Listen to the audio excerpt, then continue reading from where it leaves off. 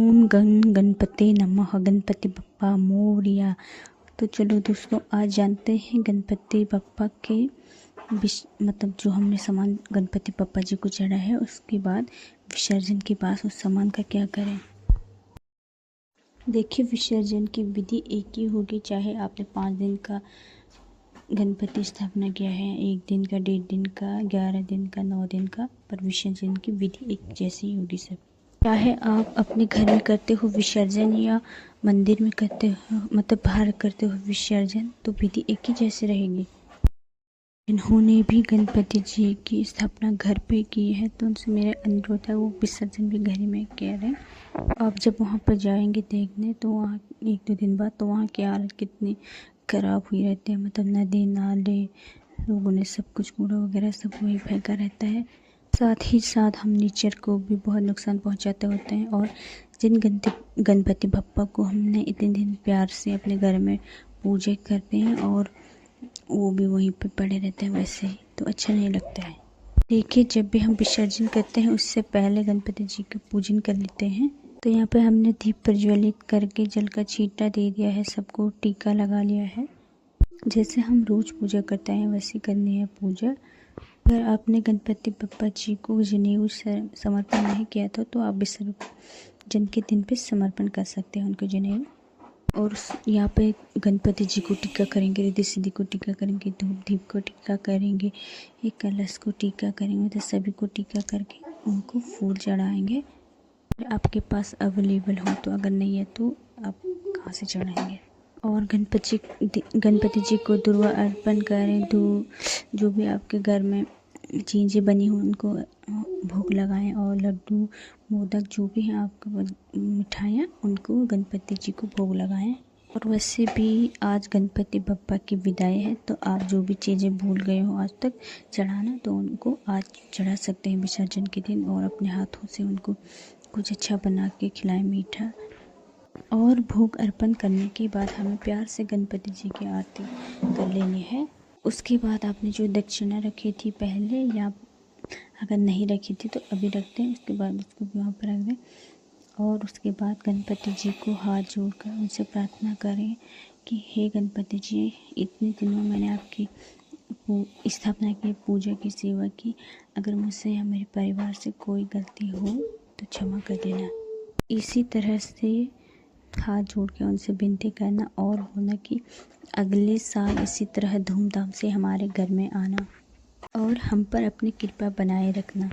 तो जब दीपक ठंडा हो जाए, मतलब शांत हो जाए, उसके बाद हमें विसर्जन की तैयारी करनी है। तो देखिए, जैसे हमारे घर में कोई मेहमान आते हैं, विदाई करते हैं और उसके लिए खाने पीने का सामान बांधकर उसको देते हैं, तो ऐसे ही हमें गणपति जी को भी विदाई के समय करना है कि एक केले का पत्ता लेना है, और उसके बाद केले के पत्ते को अच्छे से धो लें और उसमें थोड़ी सी दही केवड़ा रखें। अगर दही केवड़ा नहीं है तो आप ड्राई फ्रूट वगैरह उसमें रख सकते हैं। और उसके बाद हम कलावे को अच्छे से, मतलब कलावे की सहायता से केले के पत्ते को अच्छे से बांध लेंगे। अगर आप पोटली बनाना चाहते हो, और पीला या लाल कपड़ा लें उसके लिए, और उसमें आप ड्राई फ्रूट, बतासा, घेल, मिश्री, गुड़, जो भी आप अपने इच्छा अनुसार उसमें बांध सकते हैं, मिठाइयाँ वगैरह। और इसको भी हम कलावा की सहायता से बांधेंगे, बहुत टाइट गांठ नहीं लगानी है, हल्की सी लगानी है। तो देखिए, दोनों बोतल तैयार हो गई हमारी। देखिए, हमें क्या करना है, विसर्जन की जो सबसे ज़रूरी और पहली विधि होती है, तो जब भी हम किसी देवी देवता की स्थापना करते हैं तो हमें उनकी जगह से उनको थोड़ा सा हिलाना पड़ता है। तो सबको हाथ लगा के ऐसे हिला देना है। गणपति जी, रिद्धि सिद्धि, धूप दीप, कलश, देवता, सबको थोड़ा थोड़ा खिसका देना है आपको, मतलब हल्का सा हिला देना है। और जो आपने ये पोटली बनाई थी खाने पीने की, और इस पोटली को हम गणपति जी की दाहिने हाथ में आराम से टांग देंगे, मतलब कलावा से लंबी झोली टाइप की बनाना, डोरी टाइप की, और उसको दाहिने कंधे में उनको टांग देना है। और हम यहाँ पे घर पर ही गणपति जी के विसर्जन की तैयारी करते हैं। हमें एक बड़ा सा पात्र लेना है और उसको साफ करके, स्वच्छ करके उसमें साफ पानी भरना है, और थोड़ा सा गंगा जल डाल देना है, थोड़ी चावल डाल देने हैं, थोड़ी फूल डाल देने हैं, थोड़ी चंदन डाल देनी है, थोड़ी मतलब जो मिठाई वगैरह सब कुछ डाल देनी है। और विसर्जन से पहले आप गणपति जी का पूरे घर में चक्कर लगाए, वॉशरूम को छोड़ के आपके जितने भी कमरे हैं उन सब में गणपति जी को ले जाएं, वॉशरूम में नहीं ले जाना है। आपको गणपति जी के का विसर्जन बाहर पे करना है, या तो मतलब छत में करना है, या तो छत में या तो बाहर पे खुले में करना है। और इससे पहले गणपति जी से एक बार और हाथ जोड़ के प्रार्थना करनी है कि हे गणपति जी, आप हमारे घर अगले साल भी इसी खुशी के साथ धूमधाम से हमारे घर में पधारें और जो भी हमसे गलती हुई उसे क्षमा कर दें। और हम इसके बाद गणपति जी को बड़े प्यार से उठाएंगे और उनको गणपति बप्पा मोरया, गणपति बप्पा मोरया, गणपति बप्पा मोरया के जयकारे लगाते हुए पानी के समीप लेके आएंगे और गणपति जी को पानी में 3 डुबकी देकर विसर्जन करवाएंगे। और जो आप जनेऊ चाहो तो यूज भी कर सकते हैं, दोबारा साफ करके धुल के, या तो दान भी कर सकते हैं। तो अगर आपके पास मिट्टी की मूर्ति है तो आप उसको पानी में वैसे ही छोड़ें, 2-3 घंटे बाद वो वैसे ही गल जाएगी। और उसके बाद आपको इस पानी में किसी भी पौधे को दे देना है। ये पानी मतलब तुलसी के पौधे को छोड़कर सभी पौधे को आप किसी भी अच्छी जगह पे इस पानी को डालते हैं गमले में। चलो, अब गणपति जी की विसर्जन तो हो गया और अब हम देखते हैं जो चौकी पर सामान रखा था उसका क्या करना है। और दीपक को हम अच्छी मतलब जहाँ पे हम रखते हैं वहाँ पर रख लेना है। जो भोग प्रसाद हमने मंदिर में चढ़ाया था उसको सबको इकट्ठा करके लाना है और सारे पूरे परिवार में सबको बांट देना है। अगर आप आस पड़ोस सोसाइटी में प्रसाद बांटते हैं तो आस पड़ोस भी बांट दीजिएगा। जो गुड़ चने नारियल थे, अगर आप गणपति जी का विसर्जन बाहर करवाते हैं तो इसको भी गणपति जी के साथ बाहर विसर्जन करवा दीजिए।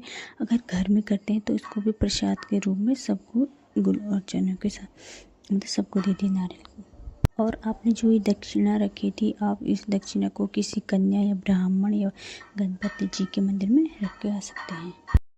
तो देखिए, जो ये कलश का नारियल है उसको आप विसर्जन भी कर सकते हैं या प्रसाद स्वरूप भी खा सकते हैं या मंदिर में भी चढ़ा सकते हैं या किसी को दान भी कर सकते हैं, पंडित वगैरह या छोटी कन्या को।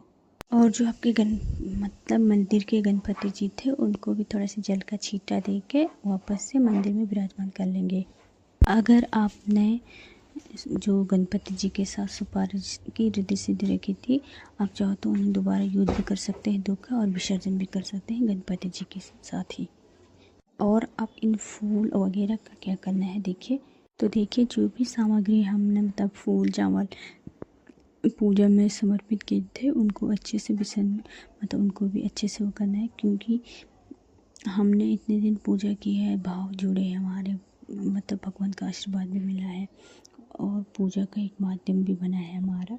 आप इन सामग्रियों को वैसे तो गणपति जी के साथ ही विसर्जन कर सकते हैं, पर अभी इतना प्रदूषण हो जाता है तो आप इसको भूमि विसर्जन भी कर सकते हैं या अपने किसी गमले में मिट्टी में दबा देना है। वैसे भी बाद में एक खाद बन जाता है, मिट्टी बन जाती है। तो बस तुलसी के पौधे में नहीं डालना है आपको, बाकी ये सब ध्यान रखना है। और जो भी हमने कलश में सुपारी सिक्का डाले थे उसको आप निकाल के अपने लॉकर में भी रख सकते हैं और संभाल के रख सकते हैं। और जो ये चावल वगैरह थे हमने कलश के नीचे रखे थे, गणपति जी के आसन के नीचे रखे थे, उनको सब थाली में उठाकर और चावल ऐड कर देने हैं थोड़े से और इनको दान कर देने हैं किसी को। और इसके साथ आप जो ये नारियल था कलश वाला वो भी दे सकते हैं और दक्षिणा भी उनको देनी है, क्योंकि हमारे हिंदू धर्म में अन्न को देवता माना गया है, तो इसका अपमान ना करें तो किसी को दान दे दें। तो देखिए, जो ये कलश का जल है ये बहुत ही मतलब पावरफुल जल और बहुत ही स्वच्छ जल है और चमत्कारिक जल है। इसको या आम के पत्ते वो दुर्वा घास के पत्तों की सहायता से पूरे घर में छिड़काव लगाएं। वॉशरूम पे नहीं करना है इसका छींटा वगैरह, और सबकी आँखों पे छाती पे इस जल को लगाएं, सब पर छिड़कें। और अगर लोटे में थोड़ा सा और जल बच जाए तो आप इसको मतलब सिर्फ तुलसी के पौधे में नहीं डालना है, दोबारा से बता दे रही हूँ। और आप किसी भी पौधे में डाल सकते हैं इसको, अपने घर के गमले में बाहर कहीं भी डाल सकते हैं, मतलब साफ़ सुथरी जगह पे।